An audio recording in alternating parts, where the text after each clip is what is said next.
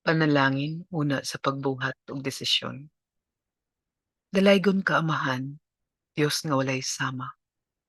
Gitugyan ko kanimo ang akong kinabuhi sa kasamtangan ug sa mga umaabot ko pang mga adlaw.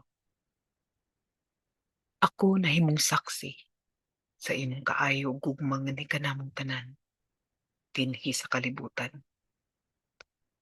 Akong gihangyo ang imong kahayag karong higayon na. Sa di pa ako mobuhat sa akong desisyon kay gikinahanglan, hinaot nga hatagan mo ako og kahayag ning akong salabutan. Katin-aw sa pagsabot sa mga sitwasyon ug pagpanimbang sa mga kabug-aton niini. Hatagi ako og kalimpyo sa akong mga intensyon gikan sa akong kasing-kasing. Tabang niya ako Ginoo nga magpabiling ligdong ug matinud-anon sa akong mga laraw ug tumong. Ug hinaot nga magpabilin ako mapailubon sa akong tanang higayon bisan pa atubangan sa dagkong mga hagit kanako.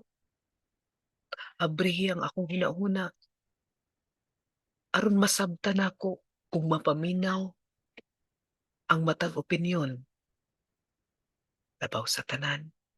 Hinaot nga mabutyag ko ang tamang mga pulong nga gikinahanglang madungog ug mabuhat ko ang gikinahanglang buhaton sa tamang higayon. Abagi ako kanunay Amahan. Amen.